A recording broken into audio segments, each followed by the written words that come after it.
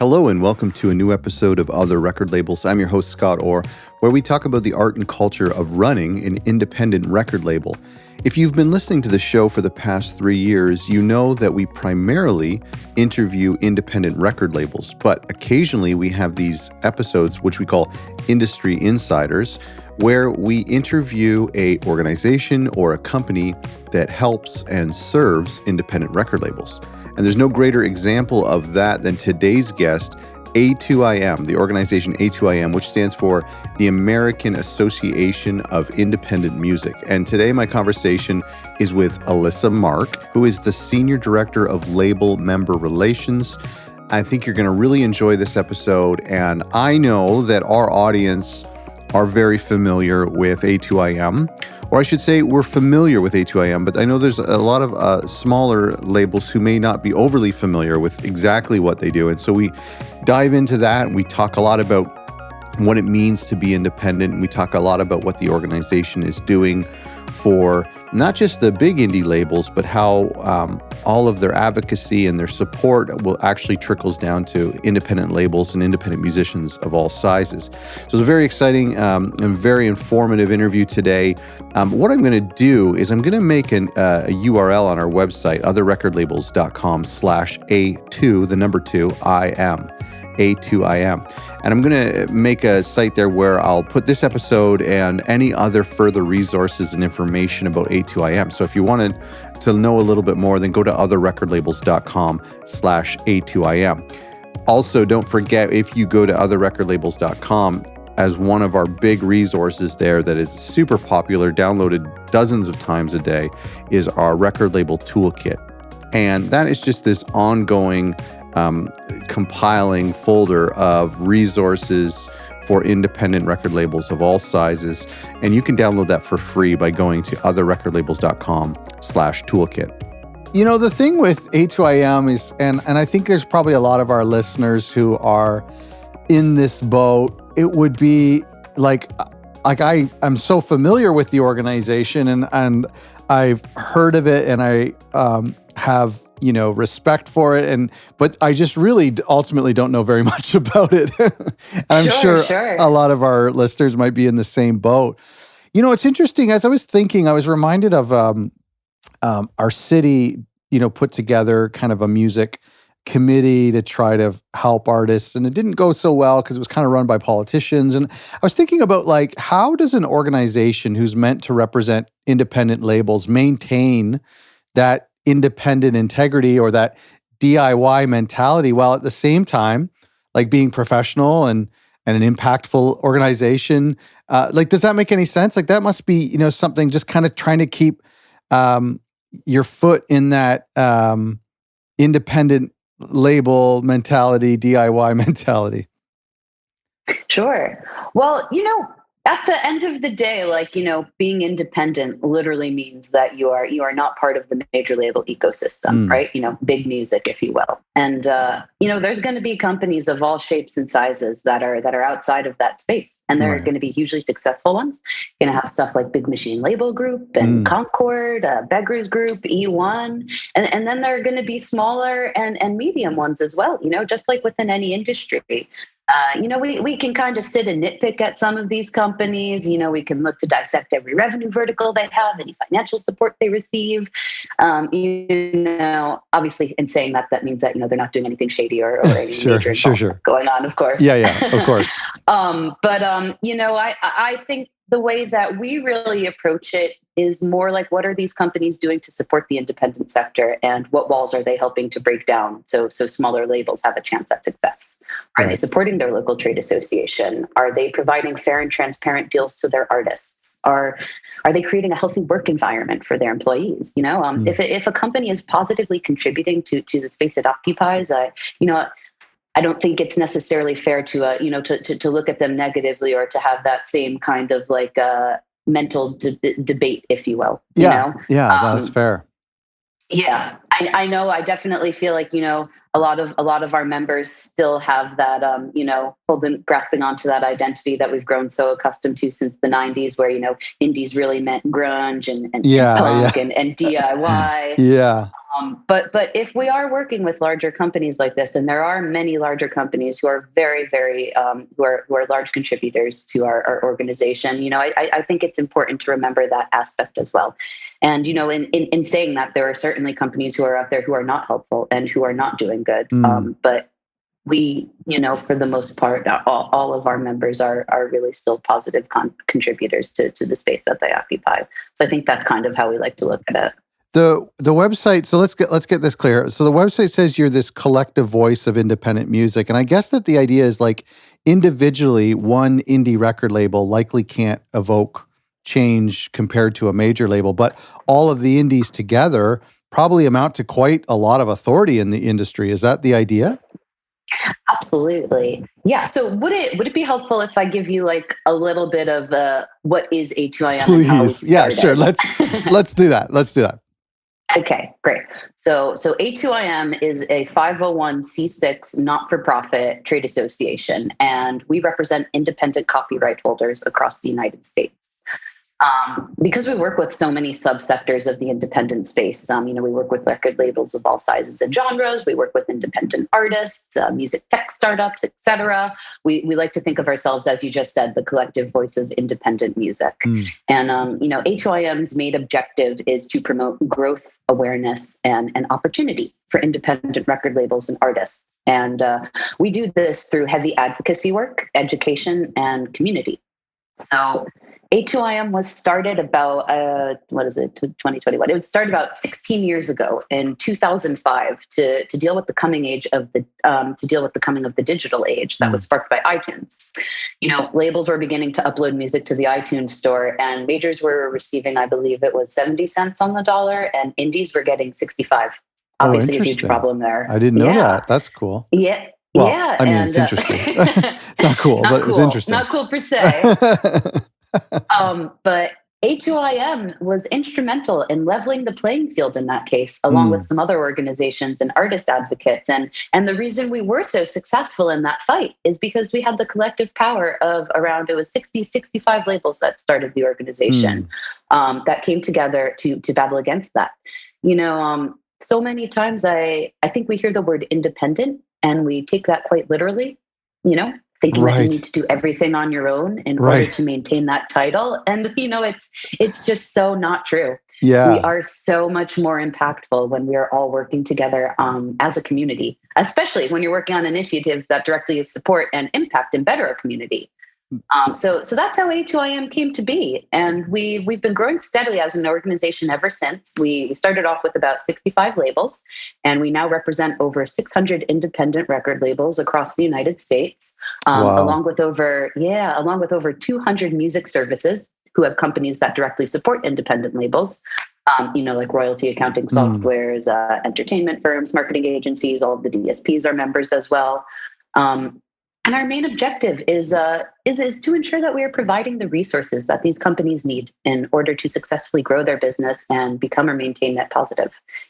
At the end of the day, it all comes down to maintaining the value of intellectual property, making sure that copyright is continually held to the standard it deserves, and, that it doesn't diminish or become threatened. Obviously, much easier said than done in the digital age we're in right now. But that's kind of where our efforts are focused daily. So a label becomes members. What does that mean for a label? What does that look like? So we have 3 different types of memberships that we offer: a label membership, an associate membership, and a dual membership. A label membership is open to anybody who owns or operates masters within the United States. And an associate membership is open to people who are on the non-recorded side of the industry. So those are all of those like royalty accounting softwares and the DSPs and the marketing services that I mentioned. And the reason that we have associate members as part of the organization is that's a great way for us to introduce vetted and new services to our members for things that will directly help them and better their businesses. Right. And then we have that last membership, which is a dual membership.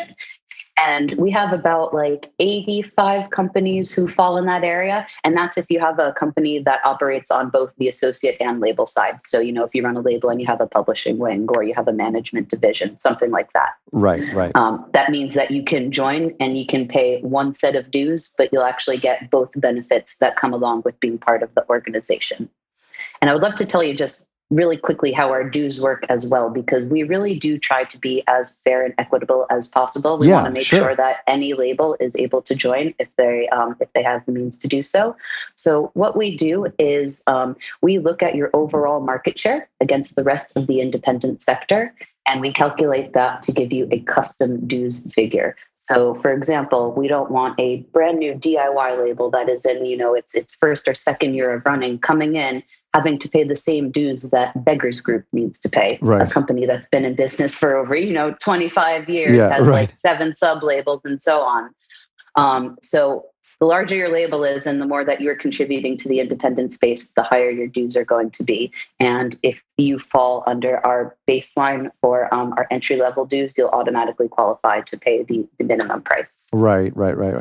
And so you're saying, does it make sense for a small, like one-person DIY operation to become a member, in your opinion?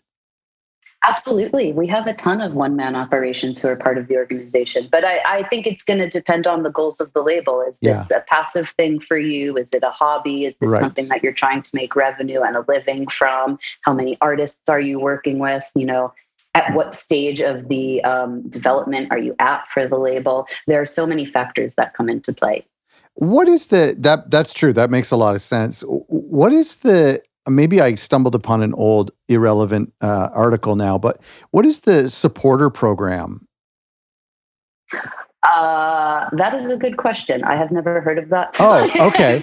I think it might be a little bit of an older okay, article. You know what? Sorry, I should have checked the date on it, but I stumbled across it, and I wasn't sure if it was for super small indies or if it was for musicians. That's what it may have been like a way for independent musicians to kind of receive some of the benefits but not signing up as a company, but just signing up as themselves.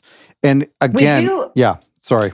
I was going to say we do have a program called A2IM Artist. Okay. And that is geared towards helping self-releasing independent artists successfully build a career. And that is free to join. So you don't have to pay any type of membership dues. So that's still probably different from the supporter program you're thinking of, but that is a way that we still offer out services and educational opportunities to non-members. Okay, that's cool. No, that's cool. I wasn't sure where I stumbled across that. What's your role, and how did you come to A2IM? How long have you been there? So I'm just there for about a year and a half now, a little over a year and a half.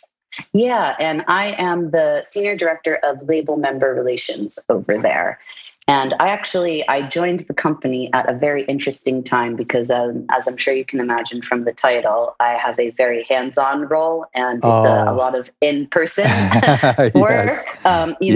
It's kind of me working with about 700 of our label and dual members, and being the main liaison between all A2IM activities, disseminating information to them regularly, being there as almost like an AMA, if you will, anytime you have a question or you need a new connection to somebody.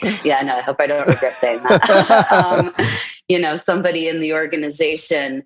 And I joined right before lockdowns happened. Oh my gosh. So you've missed out on like conferences and festivals and stuff, like things where you really would have been able to network and meet with people.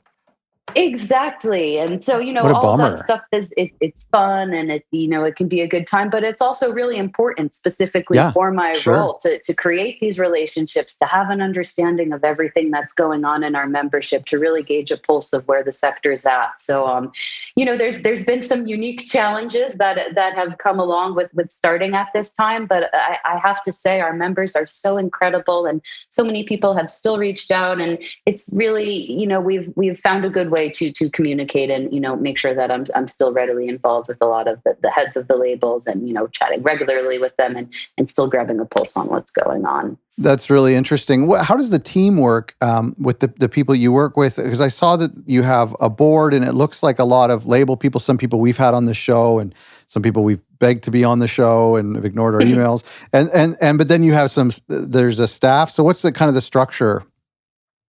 Yes. So we're a pretty nimble team, to be honest. We've got, I think, what are we now? We've got 10 employees. So my president and CEO of A2IM is Dr. Richard James Burgess. He is a musicologist. He used to be the former general manager over at Smithsonian Folkways. He's a musician himself. He's been playing music since the 60s. He is an incredible resource to utilize. Sure. And he oversees the entire team. And then we have two women who are above me, Lisa Resco and Cheryl Cohen, general manager and head of strategic planning. And then we have a few other people who are on the membership team with me as well. We have somebody who handles our sales and sponsorships. We have somebody who handles all of our public relations and our social media. And then we have another guy who handles our operations and just making sure everything is running smoothly. And then we also have a man named Josh Hurwitz, and he is our DC advocate. So he's not in the office with us regularly, but he's the one who's over there kind of keeping us up to date on everything that's going on, taking in-person meetings when we don't have the opportunity to travel, and so on. Speaking of DC, I wanted to know, and I don't want to put you on the spot, but are there notable accomplishments either in Congress or with the DSPs that the organization has been a part of in the past that maybe our audience is not aware of, like that was because of A2IM? Oh, absolutely. We have a ton of stuff that we can talk about. Share. Let's do it. And maybe it will be a little, to keep things organized, I wonder if it would be a little helpful if I tell you, so A2IM was founded on 3 pillars: government advocacy, fostering community, and education. Okay. So maybe I can run you through what that means.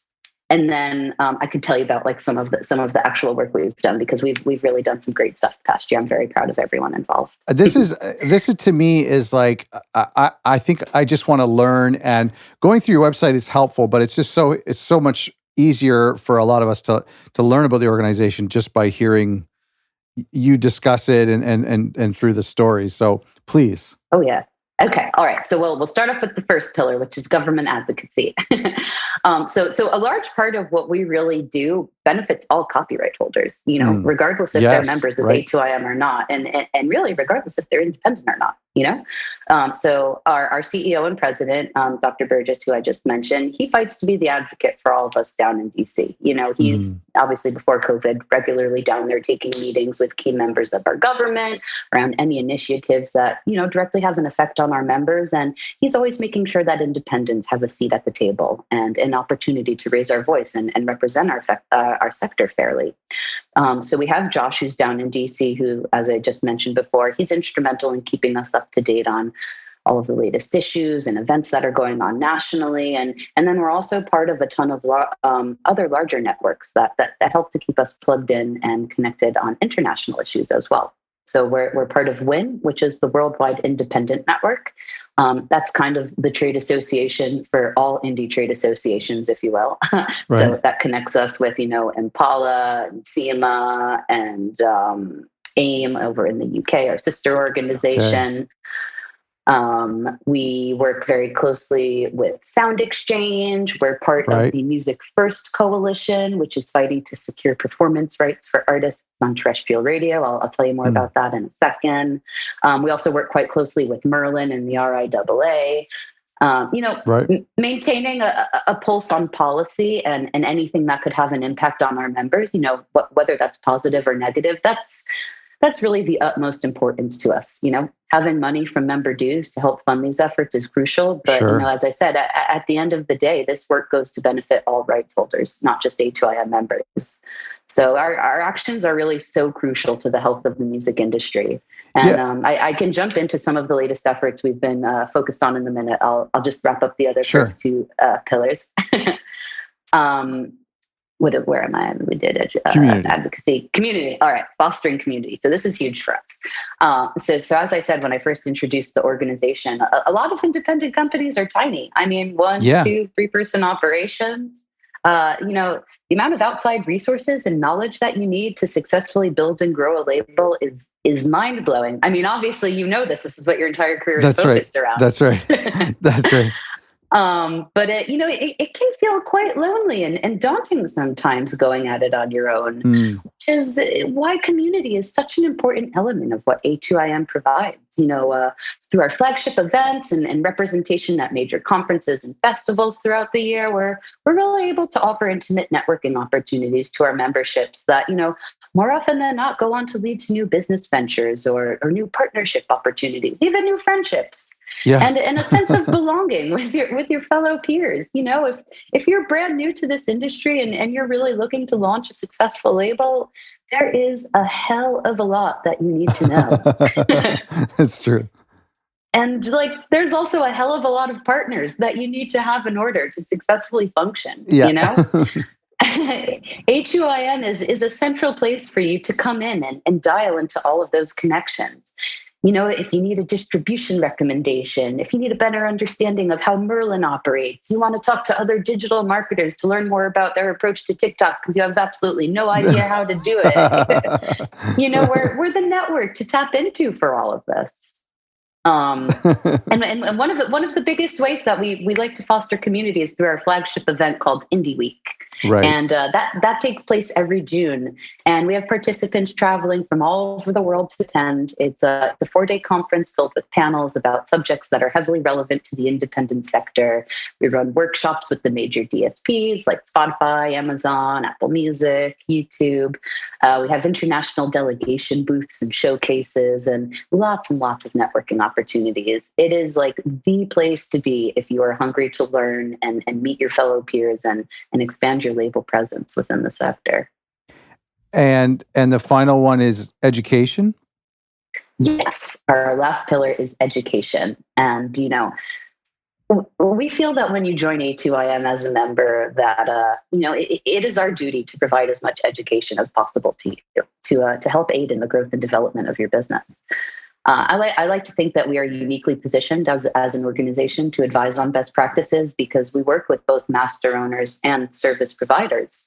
So we are an antitrust organization. That's true. Yeah, so we can't discuss financial deal terms or statutory rates or anything, but we can still help to educate on those topics. We have a web series called In Discussion that we run monthly, where we gather members to talk about subjects that are heavily impacting the independent sector. We provided a ton of educational resources for how to deal with the impact of COVID-19 on your business last year when things kicked off. Ways to apply for the Paycheck Protection Program, how to apply for unemployment benefits. It's a mix of industry education that is specific to the music space, as well as keeping members educated on the legislation going on that impacts them, and kind of being that AMA resource, if you will. Sure. We're always here to either help answer the question or field you over to somebody who's more poised on the subject and can help if it's not our specialty. Is there and so when you're talking about going back to the agencies that or the supportive companies that serve record labels that are members of your organizations. So if somebody's looking for a music attorney or those kind of things, they can find somebody who's been vetted by you. Is that right? Absolutely. Yes. So every associate member that we bring in does go through a very brief vetting process to make sure that it is a service that is, positive for independents to use. It's nothing that is fake or could devalue copyright or is anything that's shady. So that's another benefit of being part of the organization, as that any service that you are presented, it has already gotten the okay by Team A2IM and by our board of directors as well. And okay, that's great. So let's go back to, and you can interrupt me if you have examples, but let's go back to some of the things working with the government. And I kind of, the one that pops into my mind would be the Music Modernization Act. I don't know if A2IM was involved with that, but can you walk us through some of the things that you've done with respect to copyrights or with mechanicals or whatever? Yeah, absolutely.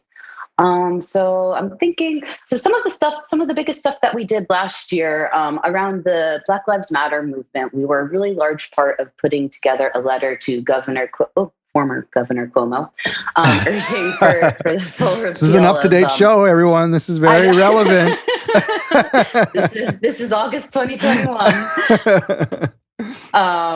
But that was putting together a letter to former Governor Cuomo urging for the full repeal of 50A. That was making police officer records publicly available. And we ended up getting signatures from our entire membership to back up that request. Wow.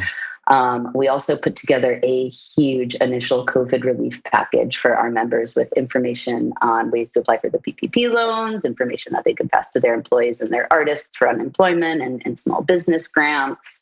And then we worked with NEVA to push forward the Restart Act, which would provide long-term relief to independent venues. We actually had a member who went and was one of the founding board members to start NEVA. So it was very cool to see that come to fruition. Cool. Yeah. But main focus is this year, we're always working on possible improvements to the notice and takedown provisions of the DMCA. It is a long process, but, we're staying on the course. We were part of a coalition that eventually got the CASE Act passed as well.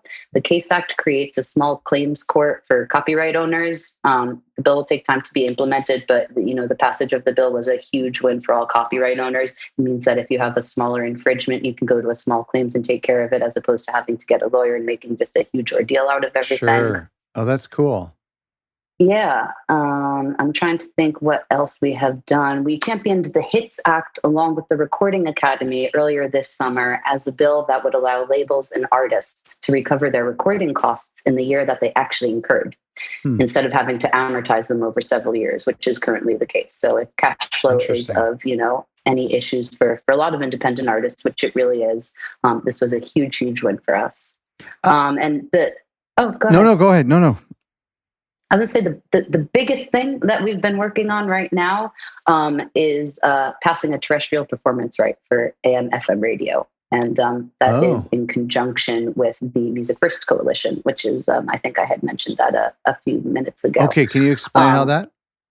Absolutely. So the U.S. is the only modern country in the entire world to not pay a public performance right to creators for play on AM/FM radio. Is that true for television as well? Like for all broadcast?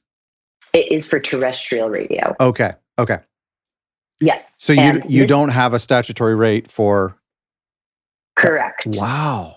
I think I had heard that recently, but I didn't believe it. That's interesting. Because it just seems impossible, right? Yes, it seems impossible. That's right. Yeah, that's right. Yeah, and it also means that when U.S. artists are played internationally, they don't receive a public performance right because international artists will not receive one when they're played on U.S. radio. So it's like this whole horrible mess. It's been going on since radio started in the 20s, I believe. And, this has been a big priority for us because we finally feel that radio is starting to lose its power then, in comparison to 20 to 30 years ago. Sure. Because they were against this, right? Like this is a headache for them. It costs them money, right? Oh, this is a huge, huge thing that we're in with the NAB, which is the National Association of Broadcasters. How many times have you heard that, this is free promotion and radio sells music? But really what it is music sells radio, right? Yeah. Fans are tuning into radio to hear music. That's right. They're not turning in to hear ads. Music is essential in order to fund these conglomerates. And I think if we look back, 10, 20 years ago, obviously there was a promotional element that came with it, of course. But, that was also back when CDs and cassettes and vinyls were being sold, physical product. A CD was $20 then. Sure. We're in a streaming environment now. People don't rely on radio for new music discovery as much, but it also doesn't drive them to purchase music in a physical manner in the same way that it did 20 to 30 years ago. Sure. So just these outdated claims that are still being made by these huge conglomerates are just so unforthcoming and so ridiculous and so blatantly false.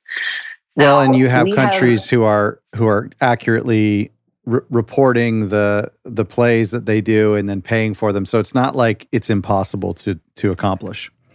Of course not. It's just, it gets to all of the big firms at the end of the day who are like refusing to give up on it. So Wow. we're part of the Music First Coalition, and that is with a bunch of other TAs. So the RIAA are in there, the Recording Academy, SAG-AFTRA, Sound Exchange, and we've really been revamping our efforts over the past few months. Like we just got a new lobbying firm. We have a new PR and social media company that we're working with, and we feel like we're inching our way there. This is a like 50-60 year battle, if not longer. Unbelievable. So, wow. Now satellite radio is different though. How did that become different? And is that handled through Sound Exchange? Is that true? Is satellite radio different? Yes. Any type of non-interactive radio will be treated differently than an interactive. So even though terrestrial radio is still non-interactive, right? But it's not digital on demand. So like if you go to Pandora and you put on like an Earth, Wind and Fire radio channel, you're not going to be able to choose the actual songs that come along, but you're still choosing the genre and the mood that you want to listen to. So that would be considered non-interactive. Interesting. And those funds would go through Sound Exchange. Exactly. Wow. Well, that's really interesting. And so you guys are a part of that, and that would be looking for it's a performance royalty, and so that would be something that would then eventually go to ASCAP and BMI to Okay, very cool. Yeah. But I'm trying to think anything else big that we've worked on. Our other lobbying efforts, we usually go straight to the membership for many things, but there's surveys, personal interviews, grabbing the pulse on what's going on internally. Essentially, anything that is going to devalue copyright is going to be a red flag for us. Can we talk a little bit about like a program similar to like a program example, like the Black Independent Music Accelerator program? I imagine there are things like that within your organization as well. Oh yeah, that was a huge initiative that we launched last year, that we launched at the beginning of this year, and it's been going fabulously. So that is the BIMA program, Black Independent Music Accelerator, and it is a fellowship grant that we designed to amplify Black voices in the independent music community. And this is actually a project that we had been working on for years before the BLM movement happened and everything. The very first day when I started at the organization, Richard said to me, he was like, your job is to diversify the membership as much as possible. We need more Latin labels. We need more Black-owned labels. We need more any type of minority-owned labels. That is very important to us, making sure that, not only we feel like we're representing members all across the board, but that our membership can also see the truly diverse elements that create the independent space. So we started BIMA because we realized that when we were running our board elections, in order to be eligible to run for the board, you need to be either a C-suite level executive or you need to be a founder or owner of the organization. And we simply found that was so limiting just because we didn't have that many Black-owned labels, regardless of whether it was like a traditional genre that you would associate that way, or whether there was somebody who was very high up who was of color, but they weren't actually the C-suite level. Yeah. And that was very limiting as to the diversity that it was able to bring into the board. So we started BIMA. And what it is we subsidize dues for 31 independent Black-owned labels. And in addition to getting their dues subsidized throughout the year, we've been running custom programming for them, everything with like legal roundtables, professional development workshops. We did private workshops with Apple and Spotify so far. Wow. They have a private Slack channel that they're able to chat with everybody on. And then they also get complimentary tickets to all A2IM proper events throughout the year. Wow, that's incredible. I've heard great things about it. Oh, good. Yeah, because you spoke to Katrina from Loretta Records. That's right. Recently, yeah. Right? Big fan. Yeah. And sorry, go ahead. No, please go ahead. And so are there, I love programs like this. I think this is so important. This is my dream. I would love to do something similar. Just the idea of not only providing education, but actually, putting your money where your mouth is and helping people, just giving them a jump start like this. It's incredible. Are there, is this, so this is 31 people a year. Will there be new labels that will be brought in next year? Is that how it works?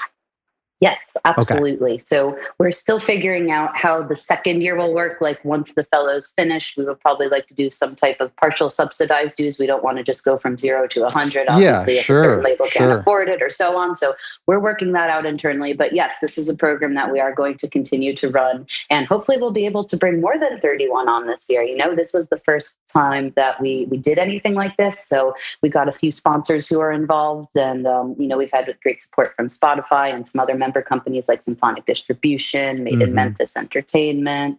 But yeah, hopefully next year we'll be able to bring on 62, and Well, that's double cool. it. Yeah. There is something nice, like the more people, the better, but there is something nice about having an intimate group where, just like a small class size, basically, that they have more intimate connections with each other and with the instructors and so on.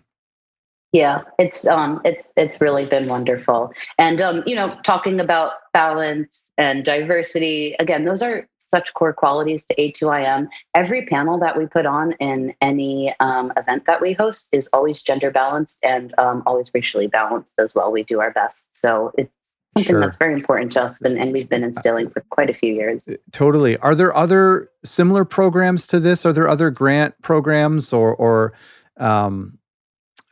any other? Is there anything else in this vein? Yeah. So I briefly mentioned A2IM Artist. And again, that was designed to help support self-releasing independent artists through providing them resources. We had been holding in-person events before COVID happened, so we switched to virtual roundtables. But, our goal there is to create a community for young DIY artists to convene and be able to chat with one another and get a hold of resources. These are people who are not going to be quite ready to join A2IM just yet, because they're still in, the very early steps of their career, and they may not even want to do a record label. They may want to do it themselves as an independent artist. But despite the lockdowns, we actually held quite a few well-attended virtual events, and we populate our online resource guide every Wednesday with quality content from there. We got to partner with some pretty cool organizations as well throughout last year, so we could align our programming with the needs of local artists. So we did something with the Columbus Music Commission. We did something with the Motown Musicians Accelerator in Detroit. We worked with the Memphis chapter of the Recording Academy, and then we worked with the Louisiana Entertainment Office. Oh, and we also did something I forgot for New York Music Week with the Mayor's Office of Media and Entertainment back in June. That's very cool. I've always dreamed of the idea of getting involved or teaching the idea of record labels or music marketing to kids, like some sort of like day camp or summer camp program. I just feel like same thing with like recording studios. Like there's obviously soccer camps and dance camps and hockey camps and all those types of camps, but I think it's due time for more specific music camps. Oh yeah. I just love that idea. I hope to see that one day, a record label camp for kids. I would send my kids there. Sign me up. Yeah, exactly. Is there? Go ahead. I was going to say, because you mentioned teaching and mentorship, we do run one other large initiative throughout the year, and that's our mentorship program. And I'm very proud of that, because we're now in our fifth cycle of the program, and it's really one of the biggest benefits that comes along with being part of A2IM. We had, I think, over 40 participants in the past cohort. We run it 2 times a year, and you are matched up with somebody in the industry based on the specific field that you're in and any of the skill sets that you would like to bring on. If you're a woman and you prefer to be matched with another woman, we take that into account. And we ask that our mentor-mentee pairs meet for a minimum of 1 hour a month to work on professional development and growth. But nearly every pair that we talk to ends up speaking at least an hour weekly. So It's been so wonderful. And a lot of times the feedback that we get from the mentors is like, I have equally learned as much as my mentee has learned from me. No way. Whether that is anything outside of the music space and it's work-life balance, or it's a new technology that they were not aware of. This is very cool. It's very humbling. Yeah. It's like the big brother, big sister organization. Exactly. So like a small label is paired up with a more experienced label. Are they all label people, or would they be industry people? It's all industry people. So it could be Okay. somebody from YouTube or Spotify. It could be Wow. somebody from Partisan Records, whoever signs up. And there's also, there's no like age restrictions or anything. Like we have mentees who are like in their 40s who have just, Sure. started in the industry in the first couple of years and have just received so much benefit from being paired up with somebody who's younger than them, And believe so it a or mentor, not. a mentor has to apply for this, or is this something that they're entitled to? Well, anybody is entitled to join the program if you are an A2IM member. But Uh-huh. yeah, we just do have a brief application process that you go through. And that's just to make sure that we're, customizing the pairs as best as possible to complement one another. Gosh, I love that idea. I think that is so cool. I mean, yeah, that's really interesting. It's really interesting, like pairing people. However you do that. Yeah, Maybe you just we use have a dating app or something. Just plug in the. well, actually, our members run the program, which is even cooler. So we have a mentorship committee, and that's made up of about 5 A2IM members, and they're the ones who oversee the entire process, the Very pairing. cool. They do the check-ins, they do the wrap-up reports, any of the little mini happy hours that we host together. So it's really like member run and for members. So it's nice. I just think even just meeting with a peer, it would be so incredible just because of that what do you call it, where like, two brains come together and then like a third brain is created. I can't remember what that term is, but basically like this magic happens when two people are trying to tackle a problem. All of a sudden their two brains together, creates a concept that neither of them individually could have, or a solution that neither of them individually could have come up with on their own. I just love that. It's very cool. Yeah. Oh yeah. All goes back to community. Is what's the options for international labels, or how does that work for? So you do, if you're joining as a label member, you do technically need to own or operate masters within the U.S. I see. We can be flexible on that. If you've got a mailing address in the U.S., probably shouldn't say that, but we do have many members that are, like obviously Secretly Group is based in the UK and US. We have some members who are both in Canada and the US. Right. But you should be working within the US in order to join A2IM. Otherwise, we would probably just direct you to your local trade association instead, because you'll probably get more benefit from there, because a lot of the legislation and policy they'll be working on, will be directly related to your work over there. That's a good point. Yeah. I mean, on one hand, I feel like whatever benefits American indie labels probably also benefits international indie labels. But you're right. There are a lot. I mean, Canada has one.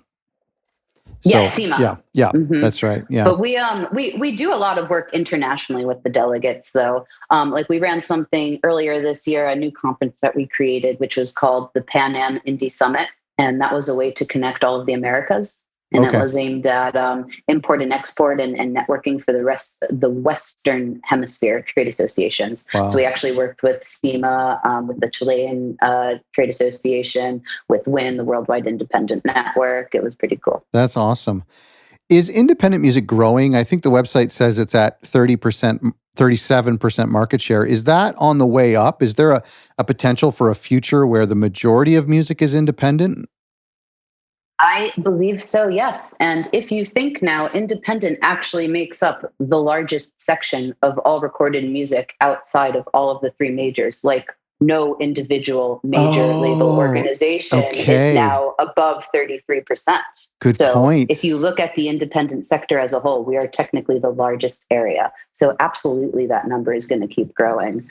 Whether that will be through labels or through DIY self-releasing artists is, definitely to be seen. But if you kind of think about the ecosystem that we're in now, it has never been easier to be an artist. Now, to be a successful artist is a different story. Yeah. But to get your music out there, to upload it, to have a tangible way to send your friends to Spotify or iTunes or something like that. Like it's never been easier. I mean, think about like we've got companies like DistroKid and TuneCore and CD Baby. Like you can pay like a flat rate for the entire year, and all of a sudden you're an artist. So I definitely think that number is going to grow. I think it's going to be we've got to see how the services that help us get there, how they're going to receive that, and how they're going to support that. And I think that is something that's very important to keep an eye on. But yeah, I do foresee us continuing to move in a positive direction. It seems, I mean, obviously the objectives and goals of a major label and an indie label are different. And a lot of the, some of the major labels, it's about shareholders, and with some of the indie labels, it's about paying rent. And I just wonder, I've always felt powerless as an independent. And you really do hope that one day, we can make, whether it's through just the bigger group, but one day that our demands can be, whether it's towards Spotify or whatever, our demands can actually, have a bit of authority. Sure. I want to ask, let's talk about you. We talked a little bit about the distinction of being independent. I mean, it's hard for us small indies to feel united with the larger indies at some point. It feels like there is like a big gap between, a major indie who's winning Grammys and then a DIY startup.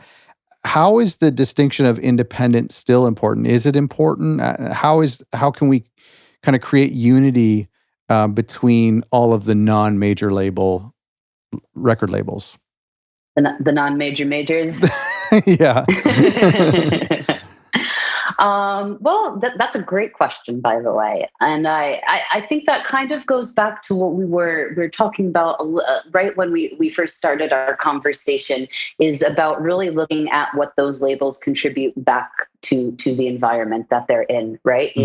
Are they breaking barriers for smaller labels? Are they standing up to big tech? Are they taking actions that are really going to benefit our sector in the long run? I think that's really how I kind of look to assess there. Again, like, I'm trying to think, like A2IM works to support independent labels of all shapes and sizes. That is just our primary remit, Sure. right? And we do our best to be as fair and equitable as possible in that mission. As I mentioned, the way that we calculate our dues. We even do at the Libera Awards, we have Label of the Year awards that are broken down into small, medium, and large categories. That's based right. on employee size, to ensure we're giving a fair chance for all of our members to shine. Yeah, there's still definitely a common ground between indies. It's that, it's like that "fuck yeah, got to get this shit done" attitude, right? Like, I've worked at a major label before. I've been in the independent space for a long time now. It's still a massively different environment, and you still really need a different way of thinking and a different attitude than what you see in the major world. Regardless of size, if you still embody that mantra and you own your masters, of course, I think you're entitled to wear the indie badge.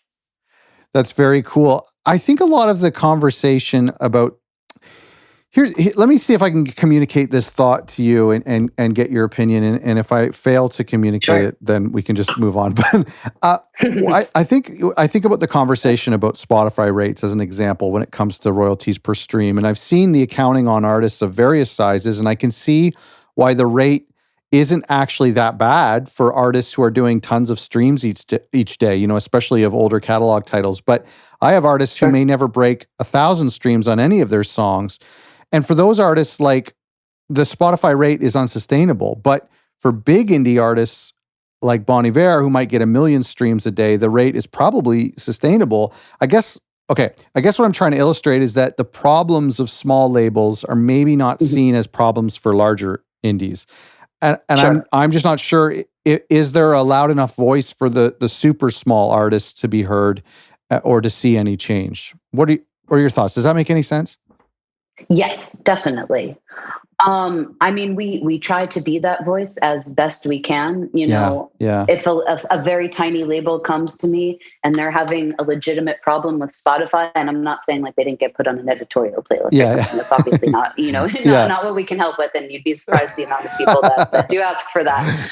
But if they are, if they're a jazz musician and the jazz playlist has not been updated in months on Spotify, and they have music that should legitimately be on there, or that's an artist that is, generally added to that type of region, and that playlist is just simply not getting any type of love or any type of interaction, or it's not being readily updated, like that is an issue that we would flag to Spotify on their behalf, because that is just an unfair play towards a specific genre. Right. So we always try to step in for issues like that. Or we had another issue where a member had a specific type of music that was a specific genre, and it wasn't really being placed where it should have been based on tags and internal, not to get too detailed, but just, some internal tagging systems because of Spotify. And, again, that was something that we were able to intervene. And this was a tiny label too. This isn't somebody who would normally have the resources or the means to get directly to, the head of indies over at Spotify. And, we were able to mediate in between and help them resolve this. And it was done in a friendly manner too, right? Spotify obviously doesn't want any type of negativity or bad blood with any of our members or anybody that's utilizing its platform. So I do think we step in where we can. Of course, there are always going to be those issues, right, for the little guy, but we try to mediate as best as possible. And again, we hopefully look to those larger labels to set the example and to pave the way for those little things that some of the smaller labels are dealing with. If you are a positive contributor to the environment that you're in, then it makes all the world's difference. Are you hopeful for the future? I mean, I hear a lot of negativity, and there's a lot of obstacles. The pandemic, of course, and what it's done with pressing times, and then and playlisting is becoming a lot more evasive. Are you hopeful for the future for indie artists?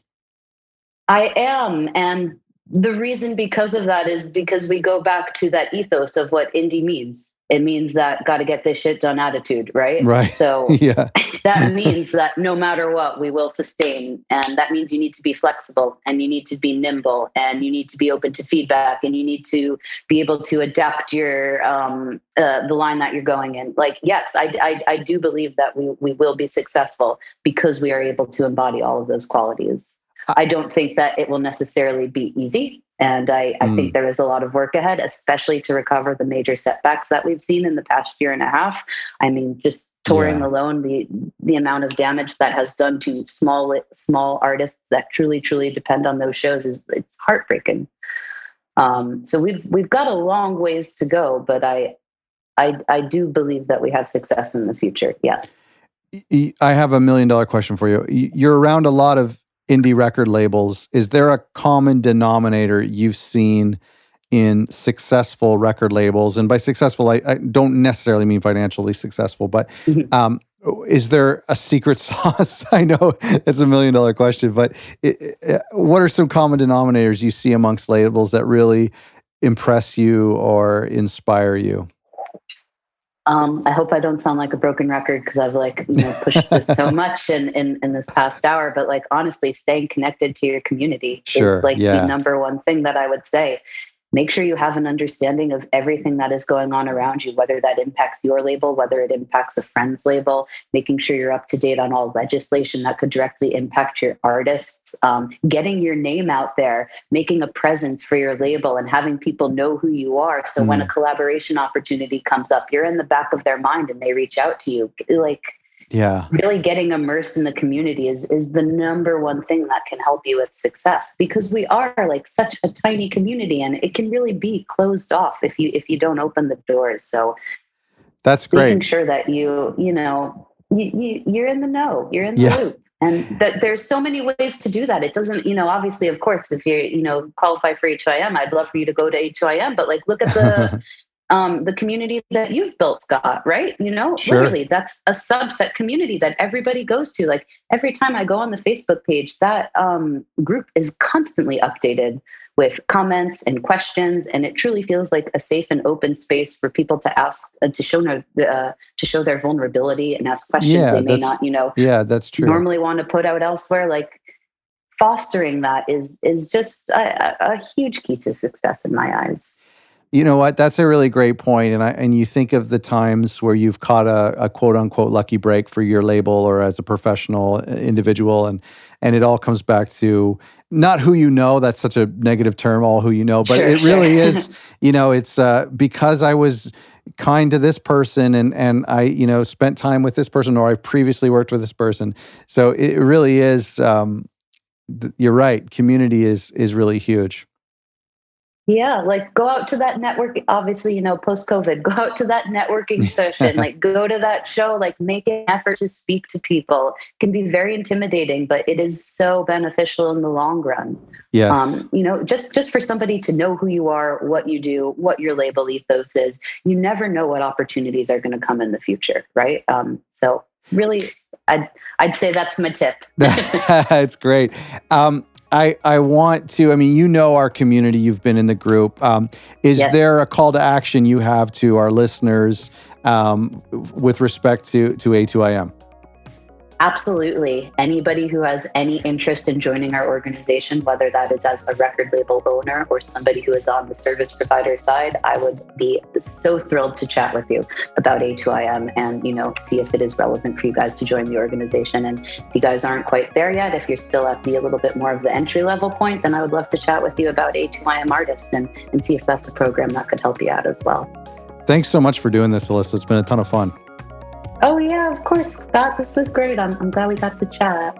Thank you all for listening. If you listen on very high quality headphones and you listen very carefully, you may have heard the cicadas in the background of my microphone. That's because I was a little bit cocky this week and I left my window open because it was hot up here and the cicadas cut through.